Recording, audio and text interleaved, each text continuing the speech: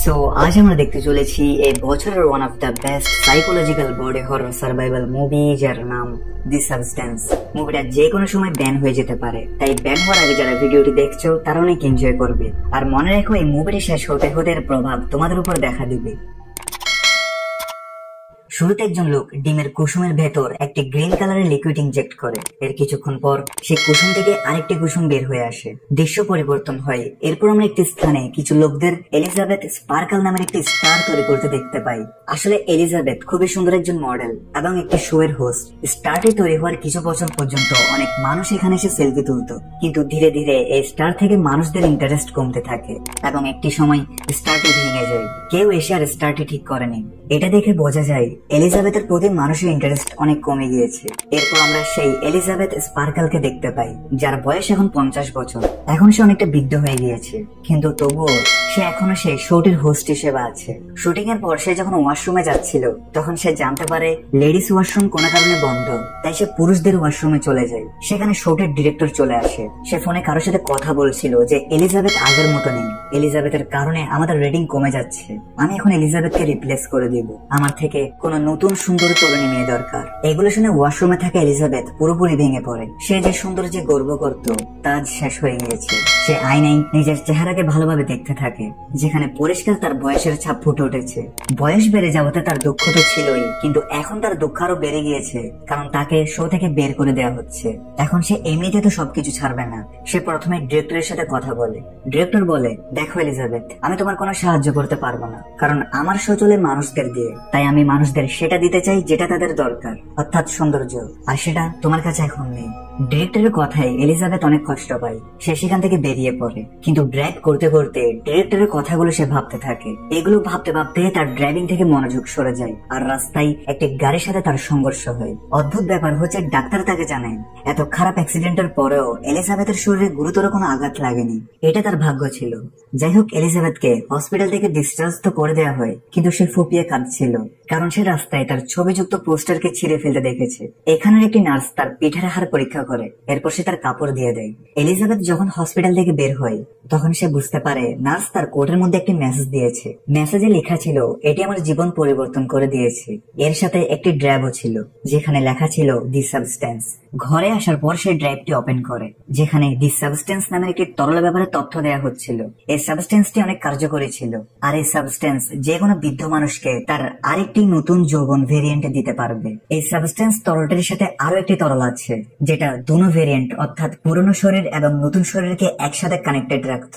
এই কাজগুলো এতটা সহজ ছিল না, কিন্তু অনেক কঠিনও ছিল না। যে মানুষ এই সাবস্টেন্সটি ইউজ করবে, তার জন্য প্রতি 7 দিন পর তার দুনো ভেরিয়েন্টকে অ্যাক্টিভ করা জরুরি। আর নতুন ভেরিয়েন্ট অর্থাৎ যৌবন বডিকে স্টেবিলাইজ রাখার জন্য প্রতিদিন সেই নতুন বডিকে একটা ইনজেকশন লাগাতে হবে, যেটার মধ্যে একটি বিশেষ সাবস্টেন্স অর্থাৎ পদার্থ থাকবে, যেটা পুরোনো বডির মেরুদণ্ড থেকে বের হবে। যখন একটি ভেরিয়েন্ট অর্থাৎ একটি বডি অ্যাক্টিভ থাকবে, তখন সে সময় অপর বডিটি অজ্ঞান অবস্থায় থাকবে।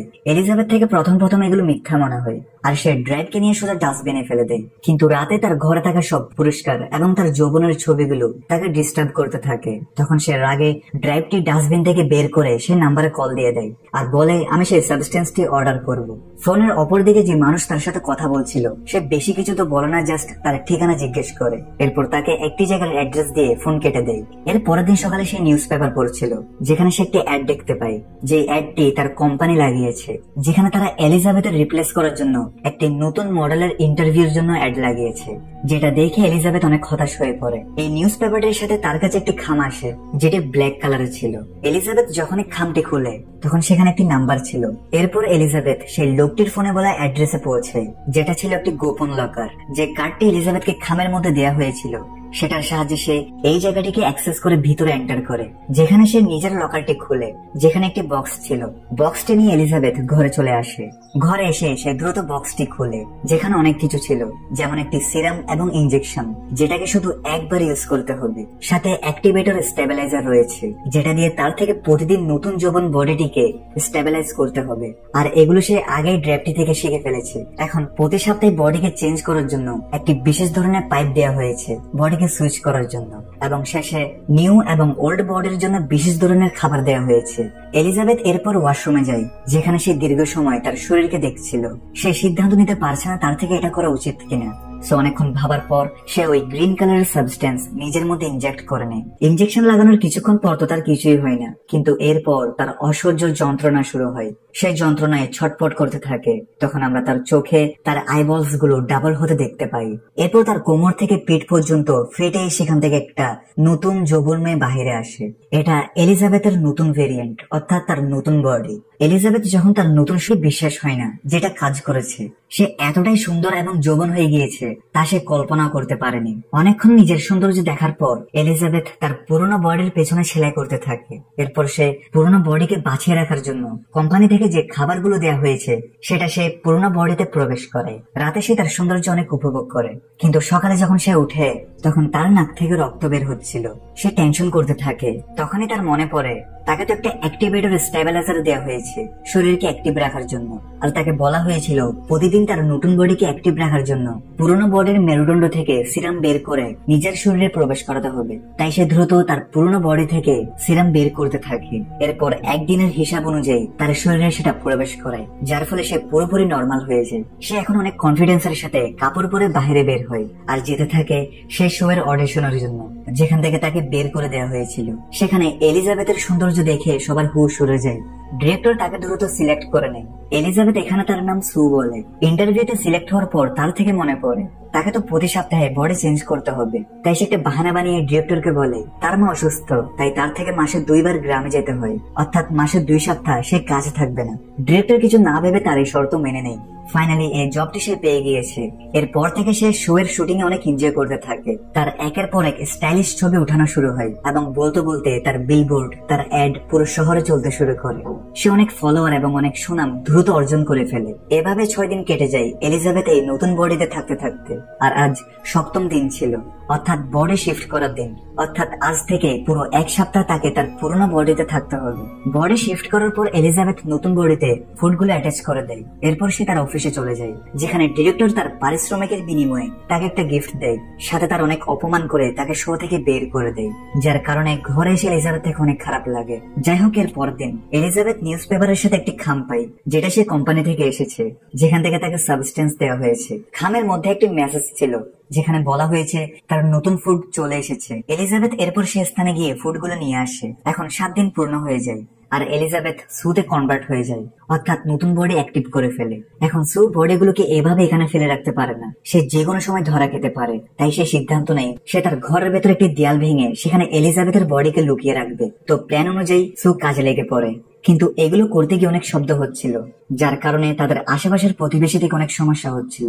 এবং কিছুক্ষণ পর একজন প্রতিবেশী তাকে অভিযোগ দিতে আসে, কিন্তু তখন সে সুয়ের সৌন্দর্য দেখে আর অভিযোগ দেয় না এবং বলে যদি কোনো সাহায্য লাগে তাহলে আমাকে ডেকে নিও, আমি পাশেই থাকি। কিন্তু সু তো সিক্রেট কাজ করছিল, তাই সে লোকটির মুখের উপর দরজা বন্ধ করে দেয়। এরপর অনেক কষ্ট করে ফাইনালি সে গোপন রুম তৈরি করে ফেলে, যেটার মধ্যে এলিজাবেথের বডিকে লুকিয়ে রাখা হয়, সাথে তার সব ছবিগুলো। এর কিছুদিন পর এলিজাবেথ তার এই নতুন শরীরে এত মজা করছিল যে এই চক্করে সে ভুলে গিয়েছে যে আজ শিফটিং এর দিন। সাথে তার পুরনো বডির খাবার শেষ হচ্ছিল।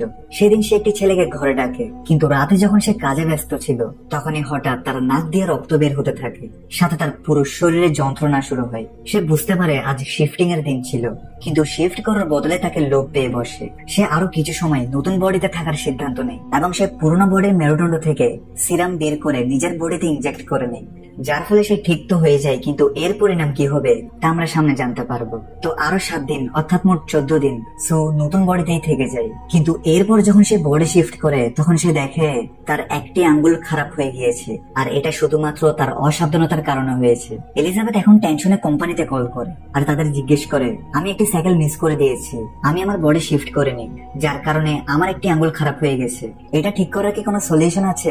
তখন কোম্পানি জবাব দেয় এটার কোনো সমাধান নেই, যেটা হয়ে গেছে সেটা আর ঠিক করা যাবে না। আর এটা শুনে সে অনেক ভয় পেয়ে যায়। কোম্পানি তাকে বোঝায় তুমি 2 জন না, তুমি এক বডি থেকে তোমার আরেকটি শরীর বেরিয়েছে, তাই তোমার সতর্ক থাকতে হবে।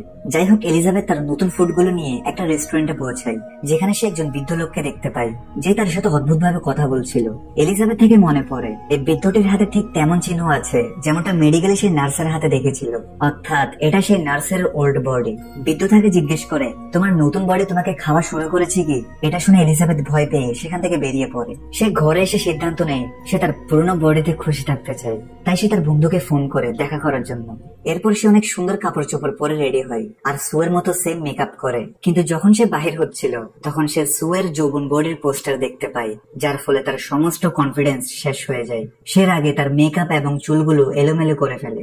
ডিপ্রেশনের কারণে সে অনেক খাবার খেয়ে ফেলে। এর পরের দিন দেখা যায় সে নতুন বডিকে সুইচ করে ফেলে, আর এটা শোয়ের সময় ছিল। দেখা যায় সু যখন শুটিং এ ডান্স করছিল তখন সে তার শরীরে কিছু পরিবর্তন দেখতে পায়। সে ঘাবড়ে গিয়ে শুটিং ছেড়ে ওয়াশরুমে চলে যায়, যেখানে সে তার কোমরে থেকে এক্সট্রা কিছু একটা তার নাভি দিয়ে বের করে। তখন সে দেখে এটা একটা চিকেন, যেটা রাতে সে খেয়েছিল। এটা দেখতেই সে খুব ভয় পেয়ে যায় আর তার চোখ খুলে যায়, অর্থাৎ এতক্ষণ সে স্বপ্ন দেখছিল। সকাল হওয়ার পর সে সত্যি সত্যি বডি সুইচ করে শোতে চলে আসে। কিন্তু সেখানে গিয়ে সে এটা দেখে ঘাবড়ে যায় যে সবাই শুটিং এর জিনিসপত্র গোছগাছ করছিল। একজন লোক বলে আজ থেকে শুটিং চলবে না।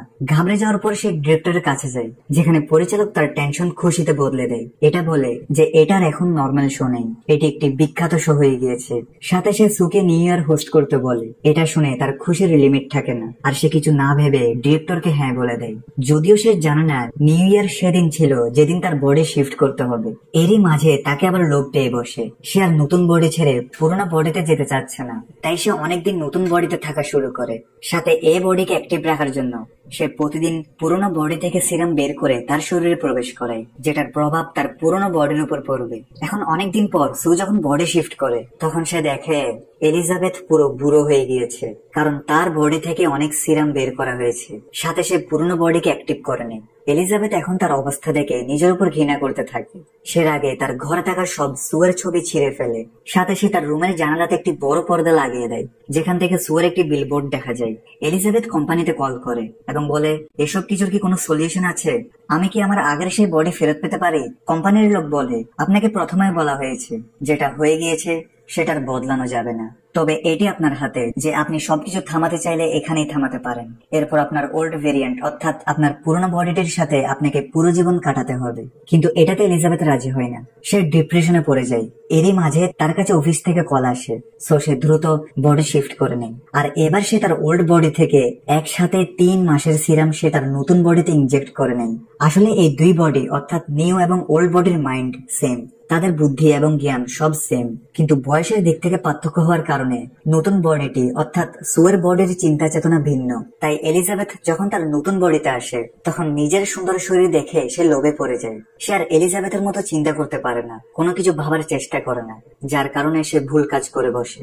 যাই হোক 3 মাস এলিজাবেথ নতুন বডিতে অনেক এনজয় করতে থাকে। সে এই 3 মাস এতটাই খুশি ছিল যে সে ভুলে গিয়েছে যে তার একটি ওল্ড বডি আছে। আর বলতে বলতে নিউ ইয়ারের রাত্রি চলে আসে। সে আজও একটা ছেলেকে ঘরে এনেছে, কিন্তু তখন সে বুঝতে পারে তার শরীরে থাকা সিরামগুলো শেষ হয়ে গিয়েছে। তাই সে ওল্ড বডি থেকে আরো সিরাম বের করতে যায়, কিন্তু আজ কোনো সিরাম বের হয় না। এটা দেখে সে ভয় পেয়ে যায় আর সে কোম্পানিতে কল করে আর জিজ্ঞেস করে আজ ওল্ড বডি থেকে সিরাম বের হচ্ছে না, এখন কি করা উচিত?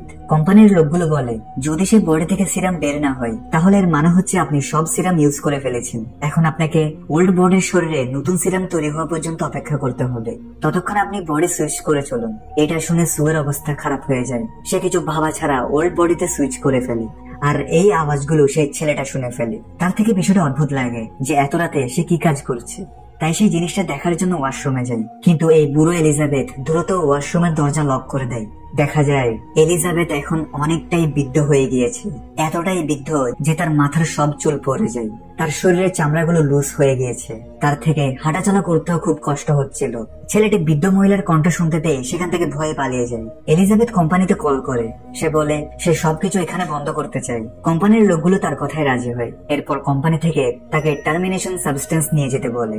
এলিজাবেথের বডি অনেক খারাপ দেখা যাচ্ছিল, তাই সে যতটুক পারে কাপড় দিয়ে নিজের শরীরকে ঢেকে নেয়। এরপর নিজের টার্মিনেশন সাবস্টেন্স নিতেই সে স্থানে পৌঁছায়। টার্মিনেশন সাবস্টেন্স আনার পর সে সুয়ের শরীরে সেটা লাগাতেই যাচ্ছিল, কিন্তু তখন কোম্পানির তরফ থেকে বলা কথাগুলো তার মনে পড়ে যে তুমি যদি একবার টার্মিনেশন সাবস্টেন্স সেই শরীরে প্রবেশ করাও তাহলে তুমি এখন যে বডিটা আছো আজীবন তুমি সেই বডিতেই থাকবে। এটা ভেবে সে আর সুকে টার্মিনেশন দেয় না।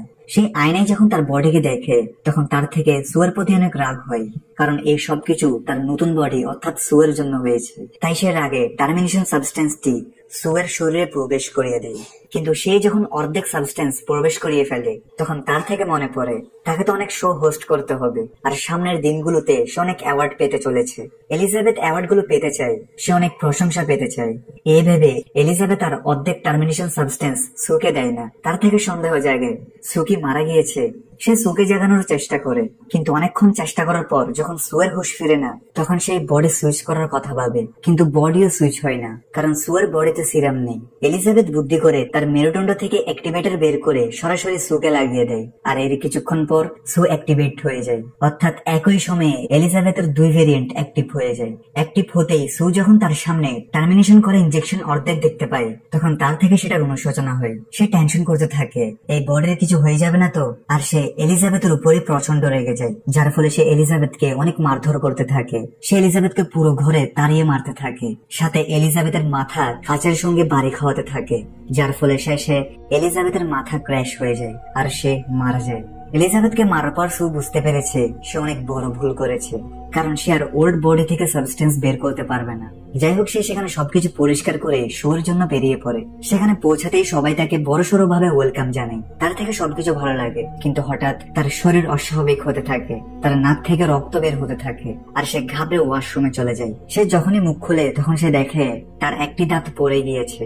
সে যখন আরেকটি দাঁত টাচ করে তখন সেটাও খুলে পড়ে যায়। সে এখন বুঝতে পেরেছে এলিজাবেথকে মারার ফলে তার বডি দুর্বল হয়ে যাচ্ছে, তার প্রতিটি অঙ্গ প্রত্যঙ্গ চামড়া শুকিয়ে কাগজের মতো হয়ে যাচ্ছে। এখন সে যদি বেঁচে থাকতে চায় তাহলে তার থেকে কোনোভাবে অ্যাক্টিভেশন সিরাম লাগাতে হবে। তাই সে তার ঘরের দিকে যেতে থাকে, কিন্তু যখন সে লিফটে ছিল তখন তার হাতের নখগুলো খুলে যাচ্ছিল, সাথে তার একটি কান ছিঁড়ে পড়ে যায়। তার থেকে খুব যন্ত্রণা হতে থাকে, সাথে সে খুব ভয় পেতে থাকে। কিন্তু তখন লিফটে একজন লোক উঠে, আর লোকটি যতক্ষণ লিফটে ছিল সে নিজেকে নর্মাল দেখাতে থাকে, যেন এখানে কিছুই হয়নি। এরপর সে দ্রুত ঘরে যেতে থাকে। যাওয়ার সময় তার থেকে মনে পড়ে কোম্পানির তরফ থেকে তাকে প্রথম যে সিরামটি দেওয়া হয়েছিল সেখানে কিছু সিরাম রয়ে গিয়েছে, কিন্তু সিরামটিতে লেখা ছিল এটা শুধু একবারই ব্যবহার করা যাবে। কিন্তু সে কোনো কিছুর পরোয়া না করে সিরামটি নিজের শরীরে ইনজেক্ট করে নেয়, আর এটা করার পর সু থেকে অনেক বেশি যন্ত্রণা হতে থাকে। প্রথমের মতো তার পিঠ ছিঁড়ে ভেতর থেকে সু এবং এলিজাবেথের মিশ্রণে অদ্ভুত এক ভেরিয়েন্ট বাহিরে বের হয়ে আসে, যেটাকে দেখতে ভয়ঙ্কর এক মনস্টারের মতো লাগছিল। পুরো একটি বিকৃত শরীর। সুয়ের মানসিক অবস্থা এতটাই খারাপ হয়ে যায় যে সে বুঝতে পারে না সে এখন কি হয়ে গিয়েছে। সে ডিসাইড করতে পারছে না সে এখন সবার সামনে যেতে পারবে কিনা। এলিজাবেথ তার হাইব্রিড মুখের উপর তার একটি ছবি লাগিয়ে শোতে চলে যায়, কিন্তু যখনই সে স্টেজে মাইকের সামনে আসে তখন তার মুখ থেকে ফটোটি পড়ে যায়, আর সবাই তার ভয়ঙ্কর চেহারা দেখতে পায়। অডিটোরিয়ামে থাকা সবাই স্তব্ধ হয়ে যায়। তখনই তার শরীরের ভেতর থেকে কিছু একটা বাহিরে বের হয়ে আসে। সবাই ভয়ে চিৎকার শুরু করে, মানুষ এদিক ওদিক পালাতে শুরু করে। তখন একজন লোক বেসবল ব্যাট দিয়ে এলিজাবেথের মুখে আঘাত করে, যার ফলে তার মুখ ফেটে এদিক ওদিক পড়ে যায়, আর তার বডি থেকে বের হওয়া রক্ত সেখানে থাকা সবার গায়ের উপর পড়ে যায়। সবাই ভয়ে এদিক ওদিক ছোটাছুটি করতে থাকে, আর এলিজাবেথের বডি ফেটে দুই টুকরো হয়ে যায়। আর সেখান থেকে অদ্ভুত ভাবে এলিজাবেথের বডি কোনো হেঁচড়ানো পোকার মতো বাহিরে বের হয়ে আসে, আর সেটা সেখানে গিয়ে পৌঁছায় যেখানে এলিজাবেথ স্পার্কাল নামের স্টারটে ছিল। তার পুরো বডি শেষ হয়ে গিয়েছে, আর এখন শুধু তার চেহারাটি অদ্ভুত ভাবে সেই স্টারের উপর বসেছিল, যেটা কিনা আকাশের দিকে তাকিয়ে হাসছিল। আর তখনই সেটাও ফেটে যায়, আর এখানে শুধু রক্তগুলো পড়ে থাকে। এর পরের দিন সকালে পরিচ্ছন্নতা কর্মী সেখানে সবকিছু পরিষ্কার করে ফেলে, আর এই মুভি এখানেই শেষ হয়ে যায়। ভিডিও ভালো লাগলে লাইক করে দাও। দেখা হচ্ছে নতুন কোনো মুভি সিরিজে। ততক্ষণে সবাই ভালো থাকো, সুস্থ থাকো।